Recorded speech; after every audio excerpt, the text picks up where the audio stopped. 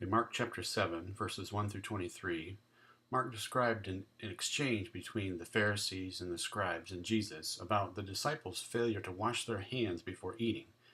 And he does this in order to show how the scribes and the Pharisees had elevated their man-made traditions over the scriptures.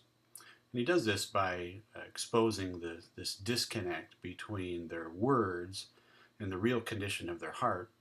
And he also does this by pointing out the hypocrisy of how they were using the tradition of Corban, where they would have a gift that was dedicated to God, as an excuse for failing to obey the clear commands of Scripture to honor and care for their parents.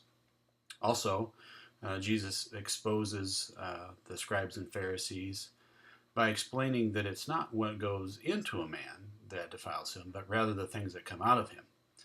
And I think Mark includes this episode so that his readers would understand that they need to never elevate human traditions over the place of the scriptures, and also that they would have a right focus on the matters of the heart rather than just external religious practices. So I think there's a couple principles that emerge from this passage. First of all, traditions, religious or otherwise, must never be allowed to take precedence over the clear commands of the scriptures. I think the second principle that we see at work in this passage is that God is much more concerned about what a person is like on the inside than what he's like on the outside. And so therefore, so should we. We should have the same focus and concern. So this should guide our personal walk with God as well as our interactions with other people. So here are some discussion questions that I think will help your groups get at the heart of this passage. First one is this. Has there been a time when someone has challenged you about your religious traditions? How did you react, and what did you learn as a result? And is this still an area where you need to grow some more? And if so, how? I think we need to remember that traditions in and of themselves are neither good nor bad. They're just traditions. So to the extent that they reinforce biblical principles and help people to grow, traditions are good. But to the extent that traditions conflict with biblical principles and they actually hinder people's growth, then they're bad. So Jesus' challenge in this text is for us to carefully examine our own traditions in light of the scriptures. The next question I think your groups should consider is this.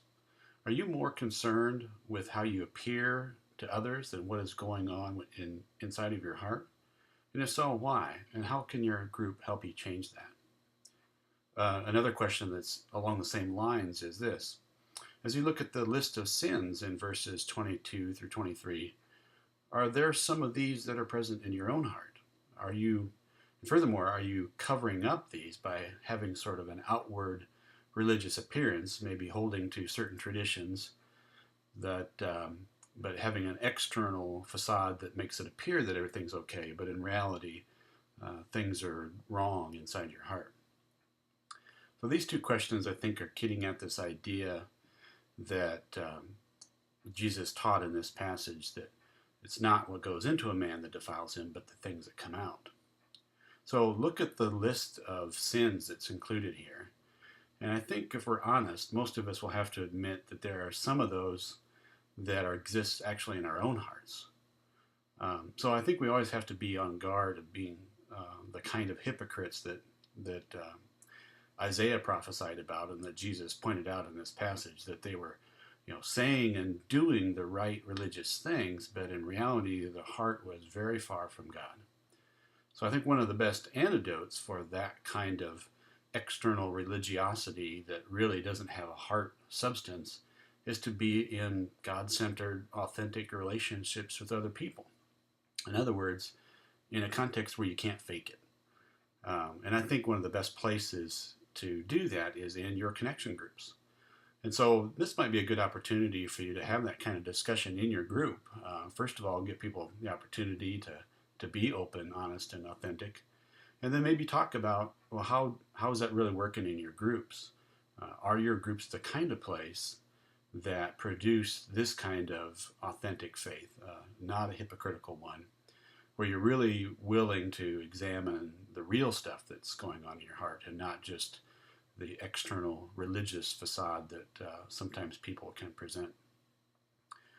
And the last question I think that would be good for your groups to discover is this: how should Jesus' teaching about what really defiles a person affect how we relate to others, such as our family members, our church family, and those outside our church family? So this is the same issue, but instead of turning it inward, turning it outward. In other words, this principle of what's in a person's heart also has an external application to it, in that how we relate to others, we need to be focusing on those things that are really the overflow of the heart rather than just appearances or the external religious indicators of a person. People can go to church, they can raise their hand, they can sing the songs, they can be involved in activities, but their heart can be far from God. And likewise, people's heart, whose heart is close to God, may not actually measure up to what our picture of what a good religious person should be like. So I think this should give us pause in terms of how we interact with people and how we perceive other people as well. So I think this would be a good opportunity to talk about internally how people are really doing with the heart issues, but also how this should inform how we look at other people as well. So don't gloss over those list of sins in verses 22 to 23, because I think if the folks in your group are honest, they're going to have to come to terms with the reality of those things in our own lives. And so that's where you should really spend your time and wrestle with those things.